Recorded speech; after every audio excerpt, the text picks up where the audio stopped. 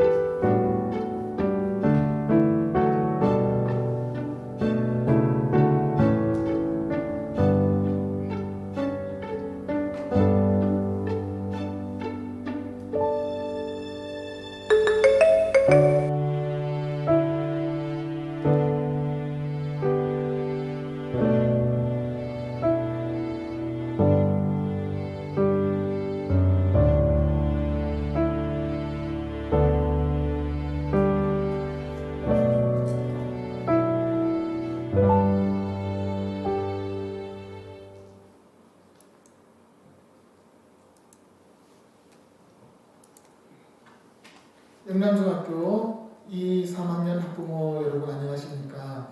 지금부터 영남중학교 2, 3학년 학부모님을 위한 학교 설명회를 시작하도록 하겠습니다. 방금 보신 영상은 저희 학교 샤프론 프론티어 봉사단의 2021년도 봉사했던 내용들을 영상으로 만들어 보았습니다. 혹시나 이 봉사에 관심이 있으신 학부모님은 가정통신문을 확인하시고 신청하시면 되겠습니다. 네, 그러면 지금부터 여러분들에게 학교 설명회를 시작하도록 하겠습니다. 국민의례는 온라인으로 진행되는 관계로 생략하도록 하겠습니다. 먼저 우리 학교 교장 선생님을 소개하도록 하겠습니다. 본교 교장이신 박희정 교장 선생님이십니다.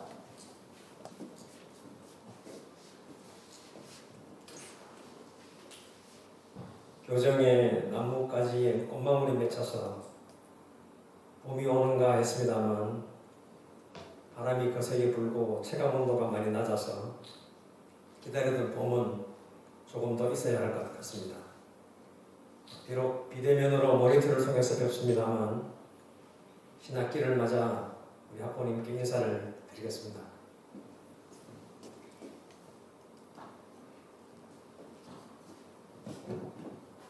그간 평안하셨습니까? 오랜만에 뵙습니다. 2022학년도 첫 번째 학교와의 만남에 함께 해주셔서 대단히 감사합니다. 요즘 탑 뉴스는 오미크론 신규 확진자 수인 것 같습니다. 어떻게 가족들은 모두 건강하신지요? 수그러들기를 기대했던 오미크론은 무서운 기세로 확산하고 있는 것 같습니다. 하루에 수십 번 보고를 받을 만큼 학교의 현장은 더욱 긴장 속에 지내고 있습니다. 현재 우리 학교 내 코로나 감염 상황을 보면 학생 40명, 교직원 9명이 확진 상태이고 학생 24명이 유증상자로 등교하지 못하고 있는 실정입니다. 지난 월요일에는 급식을 담당하는 조리사 4명이 동시에 확진 판정을 받아서 안팎방과 쪽고유로 대체 급식을 하기도 하였습니다. 다행히 수목금 3일간은 위탁 급식업체에 음식을 제공하였고 다음 주 월요일부터는 정상적으로 운영이 되리라 생각하고 있습니다. 코로나로 인해서 힘든 시간을 보내는 우리 학생과 교직원 또 학부모님과 가족분들 모두 진료를 잘 받으시고 빨리 회복되기를 기원하겠습니다. 오늘은 학부모님과 함께하는 시간이니까 우리 학교 학부모의 자랑을 좀 해야겠습니다. 우리 학교가 2021학년도 대구시 학부모교육 우수학교에 선정이 되어서 작년 12월 9일 교육감상을 수상하였습니다. 자율적 학부모회 운영 모범학교로 인정을 받았다는 뜻이겠죠. 지난 1년간 수고해주신 모든 학부모의 회장단과 함께해주신 학부모님께 학교를 대표하여서 감사하다는 말씀을 드립니다. 2022년도 새롭게 선출된 회장단에서 학부모 행사를 다양하게 계획하고 있다고 들었습니다. 학부모 동아리 활동, 봉사활동 등 다양한 행사에 적극적으로 동참하셔서 유익한 시간도 가지시고 또 자녀 교육과 관련한 정보도 서로 공유하시기를 바라겠습니다. 오늘은 학교가 계획하고 있는 다양한 교육 활동을 부서별로 안내해 드리려고 합니다. 학생들이 행복한 학교 생활을 할 수 있도록 겨울 방학 동안 학생 생활 규정도 유연하게 개정하였고 코로나가 종식되고 일상이 회복된다는 조건 하에서 모든 학교 행사를 계획하여서 신학기를 이미 시작하였습니다. 학교의 계획을 확인하시고 우리 아들이 어떤 행사에 참여하면 좋을는지 꿀팁을 얻어가는 시간 되시기를 바라겠습니다. 3월 말 학부모 교육 때 얼굴을 뵙고 다시 인사드리겠습니다. 감사합니다.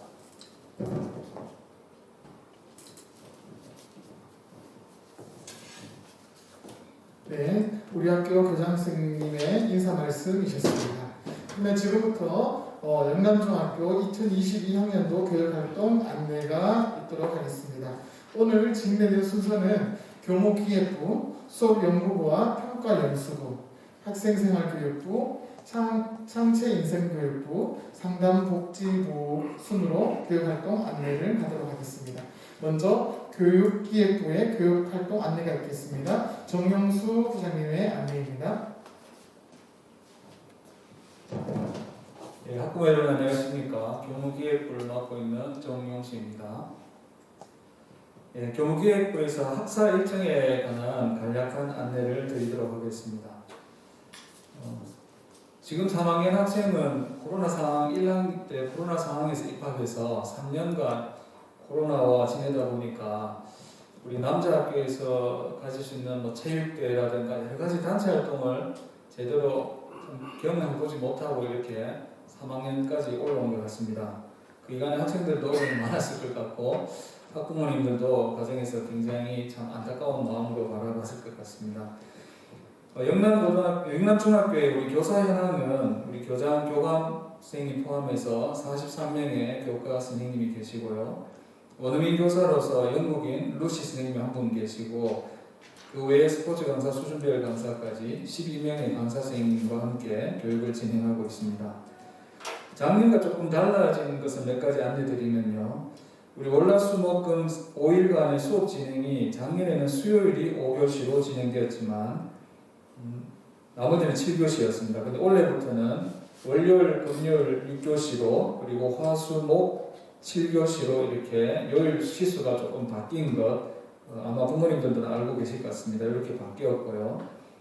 지금 코로나 때문에 동선이 겹치지 않게 하기 위해서 등교하는 통로도 다르고 시간도 조금씩 다른데 어쨌든 2학년, 3학년은 등교 시간이 8시 20분까지가 되겠습니다.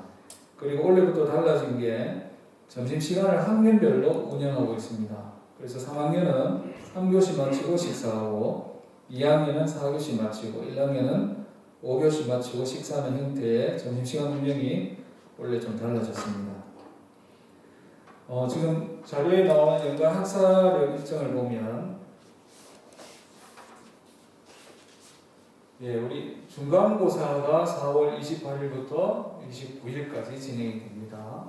기말고사는 10월 4일부터 7월 6일까지. 그래서 방학을 7월 19일 날 하게 되겠습니다. 1학기의 수업 일수는 총 95일이 됩니다.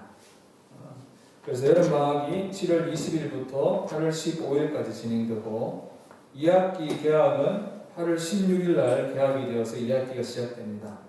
중간고사는 2, 3학년 동일하게 9월 29일부터 30일까지 치지만 기말고사는 학년간 구분이 있습니다. 왜냐하면 3학년이 고등학교 입시 때문에 성적이 11월 말까지 다 산출이 돼야 됩니다. 그래서 3학년은 11월 초 2월 2일부터 4일까지 기말고사를 치고 2학년은 12월 7일부터 9일까지 기말고사가 진행됩니다. 올해도 작년처럼 고등학교가 성면공사로 해서 중고 같은 어떤 성면공사와 관계로 방학이 1월 2일 날 그러니까 2023년 1월 2일 날 졸업식, 종업식이 같이 되게 됩니다. 그래서 봄방학 없이 학년말 방학이 1월 3일부터 2월 28일까지 진행된다는 거 미리 아시고 혹시 겨울방학 중에 학생 관련 일정을 잡으실 때 참고하시면 되겠습니다. 그래서 시험기간이나 여러가지 학교의 세부적인 행사는 학생들에게 지급된 달력에 좀 상세하게 다 나와 있습니다. 그리고 학사력과 관계되는 일정을 또 우리 학교 홈페이지에 다 올려놨습니다. 그래서 부모님께서는 학사력이나 그 다음에 학교 시정이나 이런 다양한 요소들을 학교 홈페이지 공지사항란을 참고하시면 필요할 때마다 정보를 얻으실 수 있을 것 같습니다. 참고삼아 말씀드리면 고등학교에 진학하는 내신 성적 반영은 2학년 성적이 40%, 3학년 성적이 60%가 반영됩니다. 올해 인계 커트라인이 100분이 78%에 끊겼습니다. 보통 82% 정도에서 끊겼었는데 올해는 78%까지 높아진 겁니다. 혹시 2학년 때 성적을 조금 놓쳤었더라도 3학년 성적이 60% 반영되니까 3학년의 중간기말고사를 1, 2학기 잘 치면 얼마든지 또 원하는 학교로 진학할 수 있는 기회가 있습니다. 학생들에게 동기부여를 해주셔서 학생들이 열심히 공부할 수 있도록 부모님 지도 부탁드리겠습니다. 그리고 지금 학교 달력을 학생들에게 나눠주고 한 150부 정도가 여분이 있습니다. 혹시 부모님께서 학교 달력이 필요하신 분이 계시면 담임쌤을 통해서 신청하시면 아동을 통해서 가정에 전달해 드리도록 하겠습니다. 그런데 여기에 지금 수량이 한정되어 있기 때문에 빨리 신청하시는 분에게 먼저 지급이 될 것 같습니다.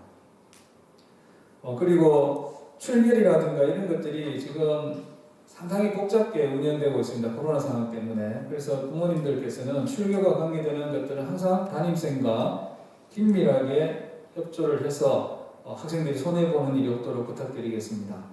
그리고 보호자 동행 체험 학습은 학교장 허락을 맡아야 되는 상황이기 때문에 아무리 적어도 1주 전에는 담임선생님과 상의하셔서 신청할 수 있도록 해야 됩니다. 하루 놔두고 갑자기 보호자 동행 체험학습 신청하겠다 이런 것들은 지양해 주시기 바랍니다. 그리고 시험 기간에는 보호자 동행 체험학습이 허락되지 않습니다. 부모님들 그걸 꼭 기억해 주시기 바랍니다. 또 2학년부터는 또 고등학교 올라가면 또 고교 학점제라는 새로운 또 시스템이 또 대기하고 있는데 참 우리 아이들이 코로나 그리고 급변하는 입시 환경 이런 걸로 굉장히 많은 예를 먹는 것 같습니다. 어쨌든 학교에서는 학생들이 중학교 과정을 무사히 마치고 또 고등학교 가서 학생들의 역량을 잘 발휘할 수 있도록 모든 교직원들이 힘을 합쳐서 코로나와 학업 향상에 최선을 다하도록 하겠습니다. 혹시 궁금한 사항이 있으시면 항상 교무센터로 전화 주시면 필요한 사항을 안내해 드리도록 하겠습니다. 예, 이상 마치겠습니다. 감사합니다.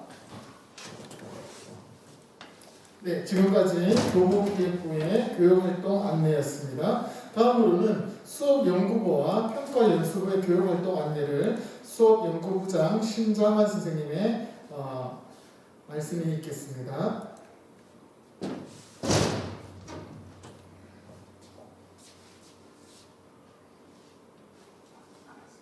네, 안녕하십니까. 영남중학교 수업연구부장 신장환입니다. 평가연수부장쌤이 따로 계신데 제가 오늘 같이 그 안내를 드리게 되었습니다.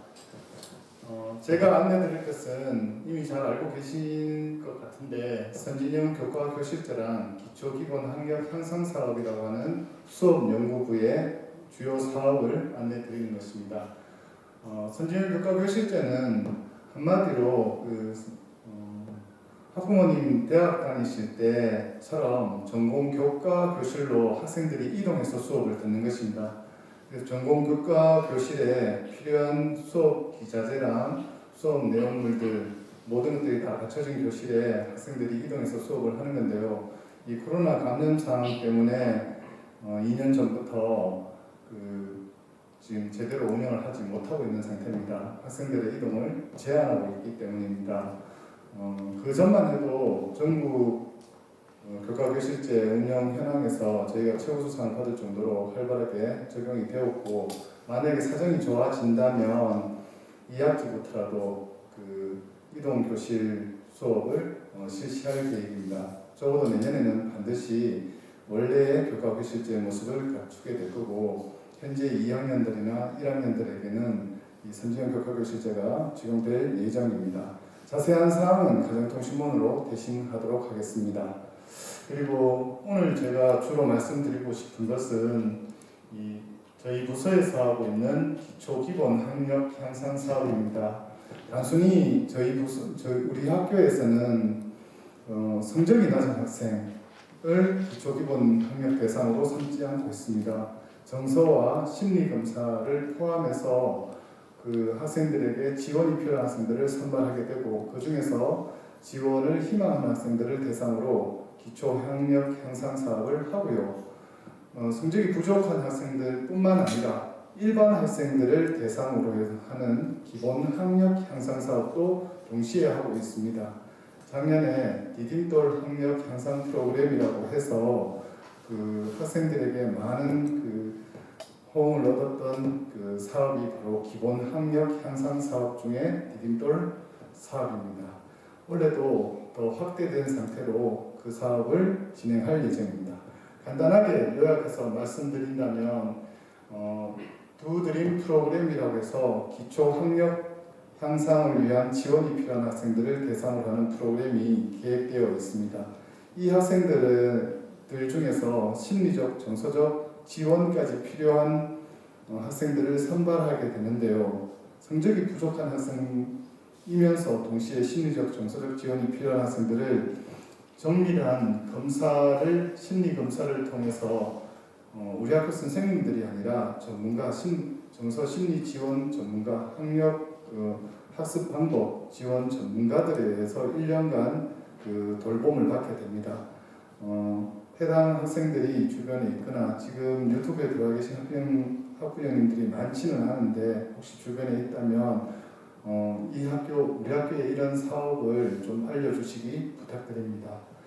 그 다음 아까 말씀드렸던 그 기본 학력, 그러니까 일반 학생들을 대상으로 하는 보충학습 프로그램입니다. 쉽게 말하면 학부형 여러분들이 중고등학교 다닐 때 보충 수업 하셨던 거라고 생각하면 됩니다. 그때는 비교적 강제적이었죠. 지금은 학원식으로 또 소인수 그룹 과외식으로 보충학습이 진행됩니다. 전에 그 나라에서 국비로 지원되기 때문에 일체 강사비도 없고 심지어는 학생들이 필요한 교재, 문제집이나 참고서까지 학교에서 다 구매해 줍니다.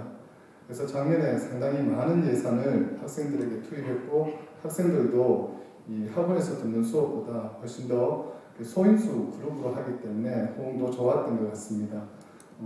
학원 많이 보내시는 건 물론 부모님들 답답한 마음 때문에 그러실 수 있다고 생각합니다. 하지만 학생들의 시험 문제를 내는 선생님들이 직접 강의하는 그것도 소인수 그룹과외로 하는 이런 프로그램에 학생들이 많이 참여할 수 있도록 그 학부모님들 사이에 많이 안내되었으면 좋겠습니다. 그리고 마지막으로 기초 학력이 부족한 학생들의 학습 보충 수업도 여름방학, 2학기, 겨울방학 이렇게 준비되어 있습니다. 그래서 기초 학력 향상이 필요한 학생들의 보충 수업을 그 여름방학, 2학기, 겨울방학 이렇게 3번 그 학원식으로 소인수 그룹과의 식으로 하게 되니까 이것도 이런 사업에 대한 가정통신 문의 오면 신중히 봐주시고 선택해 주시면 고맙겠습니다. 자, 그러면 연구부에 대한 수업 안내는 여기까지만 하고요. 자세한 사업 내용은 사업마다 가정통신문으로 가정에 안내해 드리도록 하겠습니다. 그리고 올해 평가에 관해서 안내 드리겠습니다. 지금 2학년 학부형님들께서는 아이를 초등학교에 입학시킨 후 지금까지 한 번도 평가를 받는 시험을 친 적이 없으십니다. 학생들도 마찬가지고요. 그래서 2학년 학생들 보면 지금 카메라 찍는 친구들도 다 2학년들인데 이 시험에 대한 개념이 지금 학부형들하고 많이 다릅니다. 이 친구들은 평가를 받는 시험을 한 번도 쳐본 경험이 없어서 그렇습니다. 그래서 2학년 학부형들 중심으로 이 평가를 받는 수준에서의 시험에 대해서 인식을 좀 학생과 나누어 주시면 좋겠습니다. 일단 올해 우리 학교의 1학기 평가 일정은 4월달 말에 중간고사, 그리고 7월달 초순에 기말고사 이렇게 내신고사가 2번 있고요. 그 다음 수행평가가 각 과목별로 최소 2번이 있습니다. 체육과와 음악과 미술과를 제외한다 하면 대부분의 교과는 수행평가를 2개 이상 하게 되고요. 많은 교과는 4개까지 합니다. 그래서 지금 화면에는 5월, 6월 이렇게 되어 있지만 실제로는 상시입니다. 그러니까 지금도 수행평가가 진행되고 있는 교과가 있습니다. 그래서 수행평가는 상시 진행된다고 생각하시면 되겠고요. 이 모두 다 성적에 반영이 됩니다. 좀 이따 반영 비율로 보여드리겠지만 수행평가가 최소 40%가 넘습니다. 중간고사, 기말고사 100점씩 다 맞아도 학기 성적에서는 60점밖에 안 되는 겁니다. 그래서 수행평가 상시 진행되는 수행평가에도 늘 유념해 주셔야 되겠습니다. 그리고 1학년은 지금 방송에 해당되지 않으니까 빼고요. 4월 달에 또 9월 달에 영어과 수행평가의 한 항목으로 실시되는 영어 듣기 평가가 있습니다. 반영 비율을 좀 더 자세히 말씀드린다면 모든 교과가 다 똑같지는 않습니다. 대부분의 교과는 중간고사, 기말고사를 60% 정도 잡고 있고요. 수행평가를 최소 2개 항목 이상 해서 40% 정도 잡고 있습니다. 국어과나 영어과 같으면 50% 이렇게 되는 교과들도 있습니다. 약간씩 차이는 있지만 대체적으로 이렇게 평가 비율을 잡고 있다는 점도 알고 있으셔야 되고 수행평가의 성적 반영 비율이 매우 높은 관계로 부모님들 좀 아이들하고 수행평가 어떻게 잘하고 있는지 가끔 한 번씩 이야기를 해주셨으면 좋겠습니다. 그리고 중간고사, 기말고사에 서술형 평가가 있습니다. 지필평가 안에 서술형 평가가 있는데 학생들이 서술형 평가에 적응하는 힘이 매우 부족합니다. 글쓰기 수업을 많이 하지 않은 관계인 것 같은데요. 예, 학교에서 수업할 때 이렇게 짧은 문장, 긴 문장으로 쓰는 수업을 많이 하고 있습니다. 그래도 아이들이 아직 서술형 평가에 좀 낯설어하는 경향이 있으니까 학부모님들도 가정에서 자주 서술형 문항으로 짧은 문장으로 이렇게 뭔가 답하게 되는 그런 연습을 좀 시켜주시는 게 좋을 것 같습니다. 예, 평가에 관해서 이상 마치겠습니다. 안녕히 계십시오. 네, 지금까지 수업연구부 신장환 부장님의 안내가 있었습니다. 다음으로는 학생생활교육부의 교육활동 안내가 있겠습니다. 네, 안녕하십니까. 영남중학교 학생생활교육부장 최종욱입니다. 영남중학교 학생부에서는 다양한 프로그램으로 학생들의 이제 인성이나 폭력이나 이런 것들을 예방하기 위해서 활동을 많이 하고 있는데요. 학생생활부에서 제일 많이 이제 다루고 있는 업무가 학교 폭력입니다. 그래서 오늘은 학교 폭력과 관련해서 어머니들과 이야기를 좀 나누려고 합니다. 자, 먼저 학교 폭력에 대한 이해부터 한번 보시도록 하겠습니다. 자, 학교 폭력은 우리 학생들은 너무 쉽게 생각을 하는 것 같습니다. 한 번의 실수 또는 사과하면 끝인가, 장난인데 이렇게 생각을 하는 경우가 좀 있는 것 같습니다. 그리고 졸업하면 끝나는 일 아닌가 라고 이야기를 많이 나눕니다.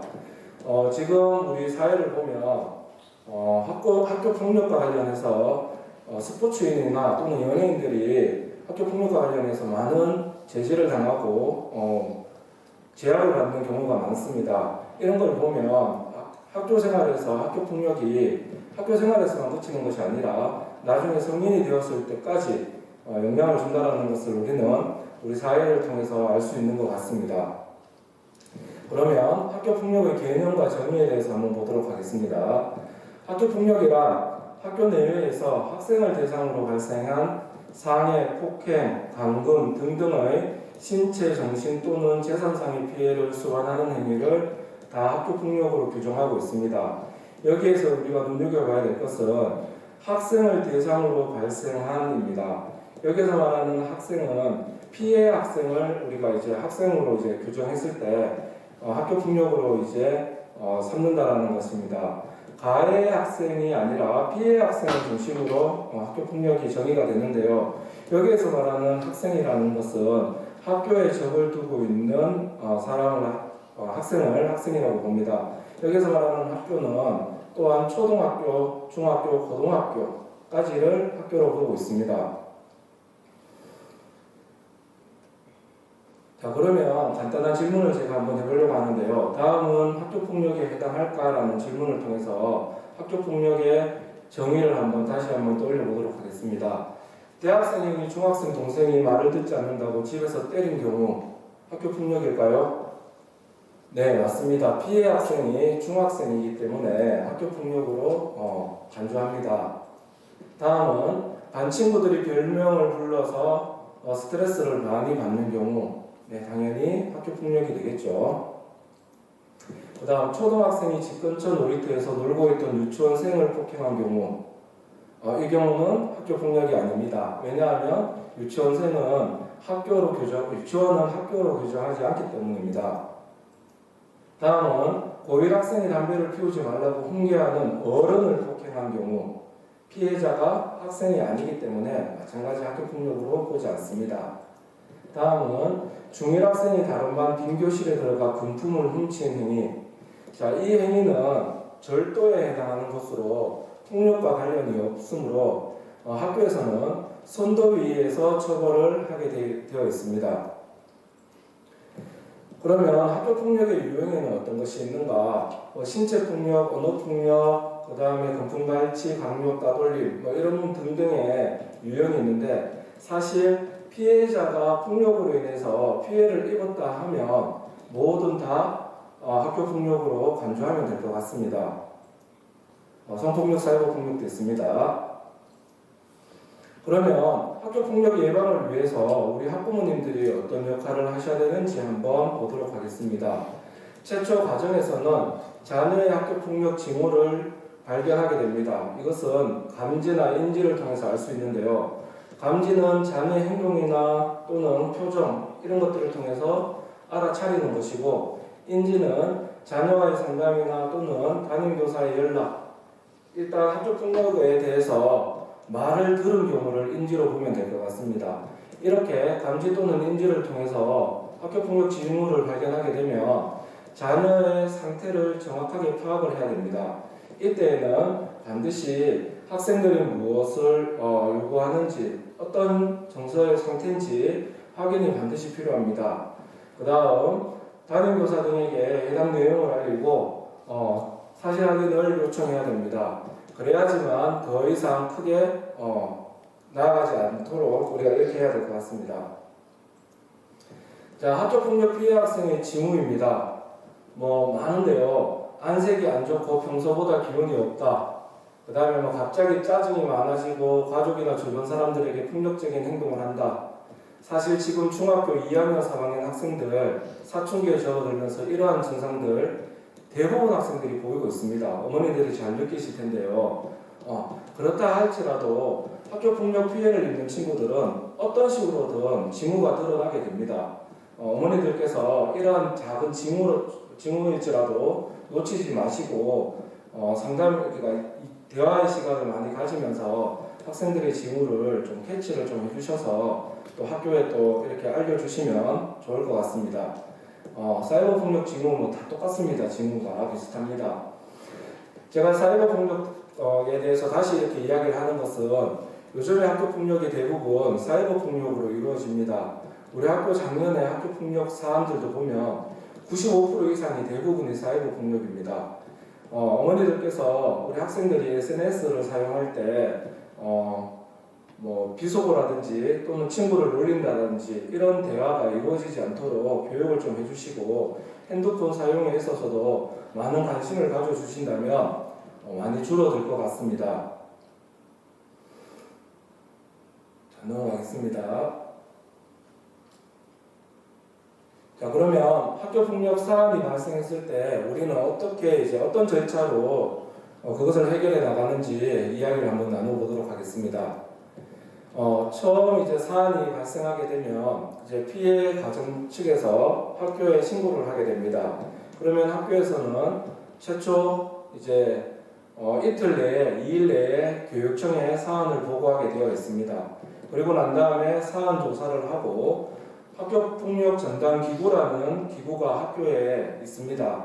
여기에서 그 사안의 중대성을 따져서 학교 폭력 학교장 자체 해결로 갈 것인가, 아니면 대책심의위원회, 교육청에 학교폭력 대책심의위로 갈 것인가를 전담기구에서 결정하게 됩니다. 그 내용을 다시 한번 자세하게 얘기를 좀 해보겠습니다. 최초 신고 접수가 되면 신고 대장에 저희는 기록하게 되고 학교장에게 보고를 하게 됩니다. 그 다음 피해 학생 부모에게 가해자와 피해 학생 분리 조치 의사를 확인하게 됩니다. 만약에 분리를 꼭 해야 되겠다라고 하신다면 3일까지는 분리가 가능하고요. 그 다음 저희는 교육청에 보고를 하게 되고 사안 조사를 하고 학교장 자체 해결로 갈 것인가, 아니면 심의위원회 요청으로 갈 것인가, 심의위원회로 갈 것인가를 결정하게 됩니다. 이때에는 우리가 생각해야 될 게 있는데, 첫 번째는 2주 이상의 진단서를 제출하지 않은 경우, 그 다음에 재산상의 피해를 회복한 경우, 그 다음에 지속적이지 않은 경우, 그 다음 보복의 경우가 아닌 경우, 이 경우에 하나라도 해당이 되면 무조건 심의위원회로 가게 되어 있습니다. 만약에 이 4가지 조건에 충족하더라도 피해 부모님께서 우리는 학폭으로 가야 되겠다라고 하신다면 심의위원회에 개최를 요청할 수 있습니다. 이렇게 심의위원회가 개최가 되면 어떤 조치사항이 결정이 날 것이고요. 그것이 과정으로 통보가 될 겁니다. 그리고 난 다음에 조치 이행은 학교 차원에서 조치 이행을 하게 됩니다.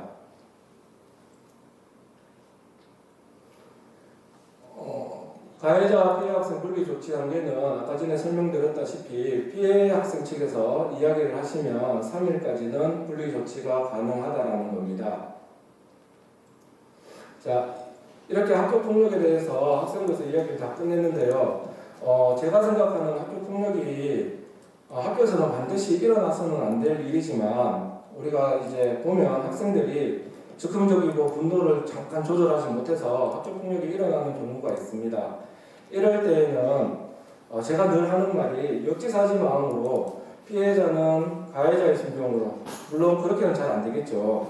특히 가해자는 피해 학생 또는 피해 부모님이 받았을 상처를 그 입장을 고려하셔서 좀 이렇게 처신을 해주신다면 많은 부분 용서를 받기도 하고 좋은 쪽으로 해결되는 경우가 있을 겁니다. 이상으로 학생부에서 전달사항을 마치도록 하겠습니다. 네, 지금까지 학생생활교육부 최종욱 부장선생님의 안내가 있었습니다. 자, 다음으로는 창체인성교육부의 교육활동 안내가 있도록 하겠습니다.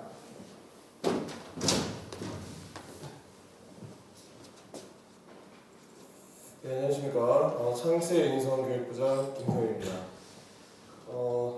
저는 이제 제 부서에서는 이제 학부모님께 알려드릴 부분이 한 3가지 정도 됩니다. 그래서 먼저 창의적 현장 체험 학습. 또 밑에 내려가게 되면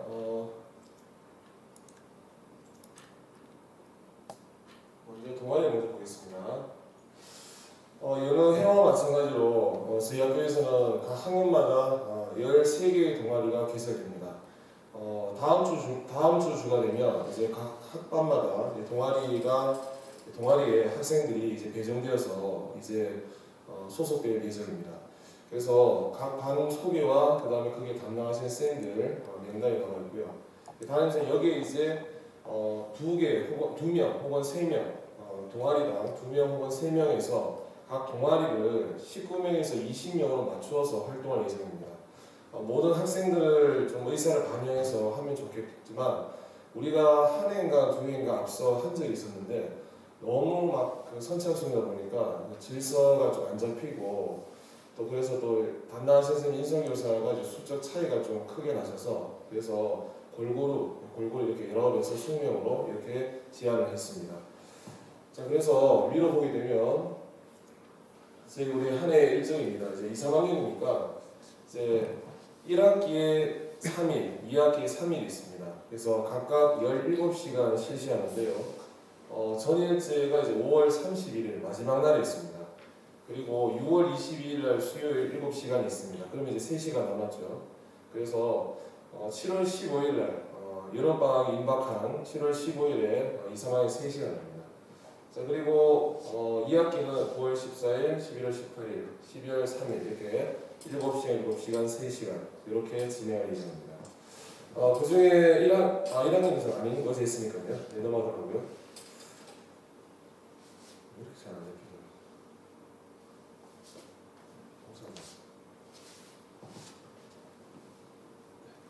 자, 이제 봉사활동입니다. 여러 개 나와 있죠. 자, 봉사활동은 제가 이제 가정통신부로 이제 매년 3월에 저희가 이제 배부하고 있습니다. 여러 가지 그 봉사활동의 유형 그리고 몇 시간 인정하는지는 그 가정통신부로 통해서 볼 수 있을 텐데 봉사활동은 내신에 반영이 됩니다. 고등학교를 진학할 때 매 학년마다 5점씩이 부여됩니다. 원래는 20시간 이상 봉사활동하면은 그게 5점이었고 15시간에서 19시간까지만 하면은 이제 4점, 14시간만 하면은 이하면 15시간 미만이면 3점을 줬습니다. 근데 2년 전부터 이제 코로나 상황이 악화되면서 작년에는 어떻게 했냐면 5시간 이상만 들으면 만점에 5점을 줬습니다. 그리고 3시간, 4시간이면 4점, 그리고 1시간, 2시간이면 3점을 줬습니다. 근데 우리가 작년부터 우리 학교에서는 1학기 때 자체적으로 봉사활동을 5시간, 2학기 때도 5시간입니다. 매달 마지막 주 월요일 1교시거든요. 그래서 지금 만약에 아직까지 2023년 고등학교 입학 전형 기본 계획이 아직까지 나오지 않았습니다. 나오는 대로 저희가 봉사활동 만점을 시간을 확인하고 제가 가정통신으로 내보낼 생각인데요. 만약에 작년 기준이 그대로 이어진다면 웬만하면 학생들이 만점을 안 받을 리는 없을 겁니다. 5시간만 받으면 되니까 학교에서 자체적으로 10시간을 주거든요. 그래서 등교만 잘하면 봉사활동 만점을 받을 수 있습니다. 요거는 이제 작년과 같다는 기준에서 전제해서 제가 말씀드린 거고요.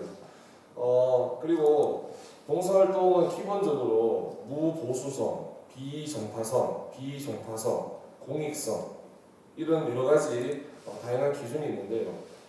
여기에 합당한 봉사활동만 가능합니다. 그래서 봉사활동 종류도 아까도 내가 여러 차례 얘기했지만 가정통신을 통해서 알려드릴 텐데 만약에 찾기가 힘들면 행정안전부, 보건복지부, 여성가족부에서는 1365, 두벌, 그 다음 VMS 이것도 다 소외됩니다. 여기에 들어가셔서 신청하면 되는데 올해까지 좀 어렵지 않을까 생각은 들지만 그래도 제가 봉사활동 내용을 말씀드리고 교내 봉사활동도 가능합니다. 교내 봉사활동도 특정 교과나 부서에서 1년 봉사활동을 계획서를 주시면 그걸 반영해서 그 이외에 1시간씩 매달 받는 거 말고 따로 이제 부서나 교과에서 참여하는 학생들한테 교내에서 봉사활동을 주고 있습니다. 네, 여기까지 말씀드리고요. 이제 마지막으로 이제 창체 인성교육부에서 이제 인성교육 이거를 말씀드리겠습니다. 여기서 이제 창체 인성교육부에서 저희가 이제 특색 사업이 있습니다. 작년에 참석하셨던 분들도 계시리라 얘기했는데요. 제가 또 담당이 역사다 보니까 대구 지역에서 이제 뛰어날 만한 좀 널리 알리고 싶은 역사적 소재가 한 3가지 정도 있습니다. 작년에도 했었는데 228 민주화운동, 상담복지부와 함께 교육복지우선사업과 함께 했었는데 저도 즐거웠고 또 참여해주신 학부모 학생들도 상당히 유익한 시간에 대해서 그게 용기를 힘입어서 올해도 이제 할 생각입니다. 작년에는 2개를 했었지만 하나는 실제로 못했고 2학기 때부터 이제 외부 활동을 교육청에서 많이 권장해서 작년 2학기 때는 했었습니다. 그래서 그게 228 민주화운동이었고 제가 좀 보람을 느끼고 제가 이제 흥미가 있다 보니까 올해는 이제 3가지를 할 생각입니다. 그래서 하나는 대구 경북 지역에서 만세운동, 대한독립 만세운동을 제일 먼저 했던 곳이 우리 대구거든요. 그래서 그 만세운동을 직접 부르면서 걸었던 거리를 직접 걸어보면서 인성교육과 함께 같이 그 대구에 대한 우리 고향에 대한 의향심도 같이 고취할 생각입니다. 그리고 마지막에 잠깐 안 보이지만 일제 경제적 침탈 아시겠죠? 국제보상운동입니다.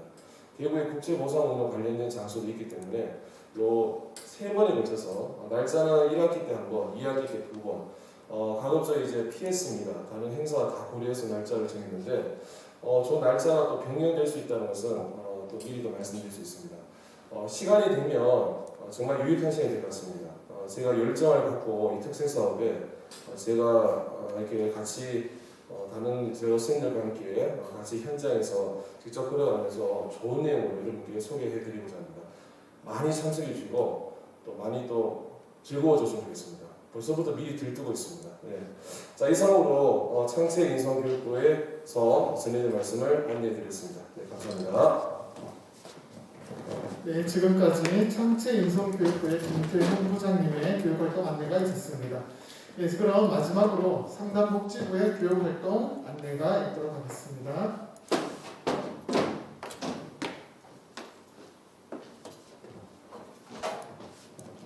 안녕하십니까 학부모 여러분.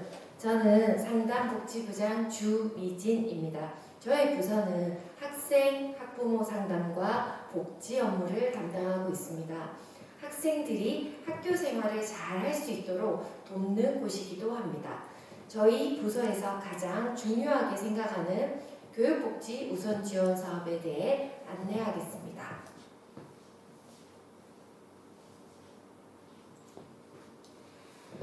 교육복지 우선 지원 사업의 정의는 경제적, 사회적, 문화적으로 취약한 여건에 있는 학생에 대하여 학습, 문화, 정서 등 복지와 관련된 통합적 지원을 제공하는 사업이며 대상 학생 개개인의 여건에 맞는 교육복지 지원을 실시하여 교육 취약계층 학생의 전인적인 성장 발달과 삶의 질 향상에 그 목적을 두었습니다. 근거는 이렇고요. 아직 코로나로 인하여 학생들의 학교 적응 및 정서적, 학습적, 문화적 부분들이 많이 취약하기에 차별 없이 지원하고자 합니다. 앞서 발표해 주신 수업연구부, 학생생활교육부, 창의인성부와 함께 좋은 프로그램으로 2022학년도에도 운영할 예정입니다. 긴 설명보다는 2021학년도 교육복지 우선 지원 사업 활동 영상을 보시고 올해도 학부모님들의 큰 관심과 많은 참여 부탁드리겠습니다. 영상으로 마무리하겠습니다. 감사합니다.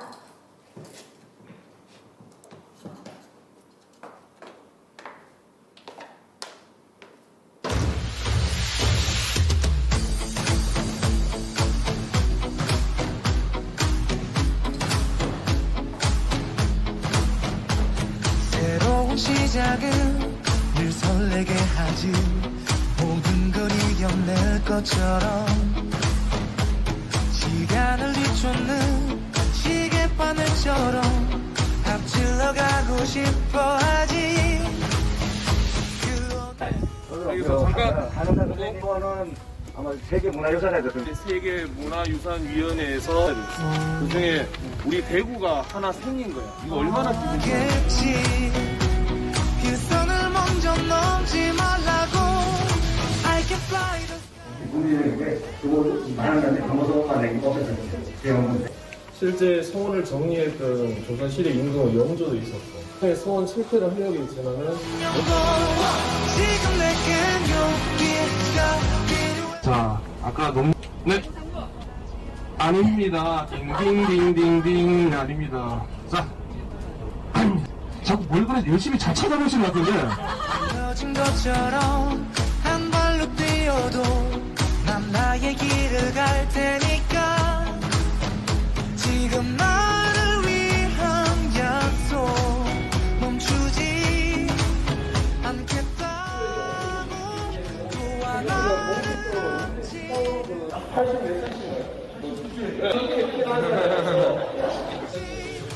원하는 대로 나가질 거야.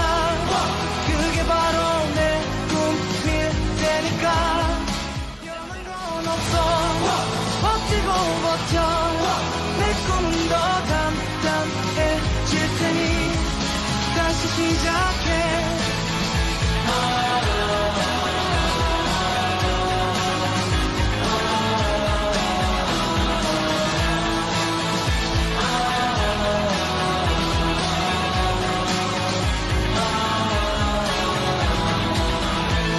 다시는 나를 잃고 싶지 않아. 내 전부를 걸었으니까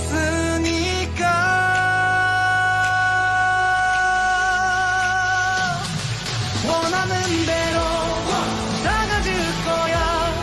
그게 바로 내 꿈일 테니까 변한 건 없어. 버티고 버텨. 내 꿈은 더 단단해질 테니 다시 시작해.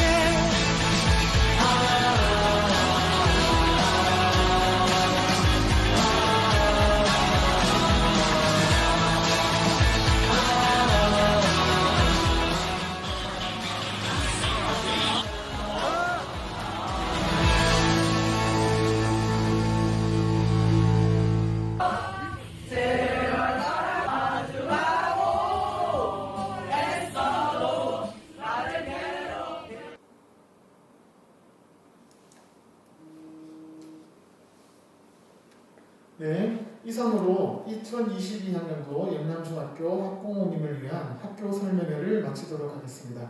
지금까지 함께 시청해주신 학부모님께 감사 인사를 드리며 마치겠습니다. 감사합니다.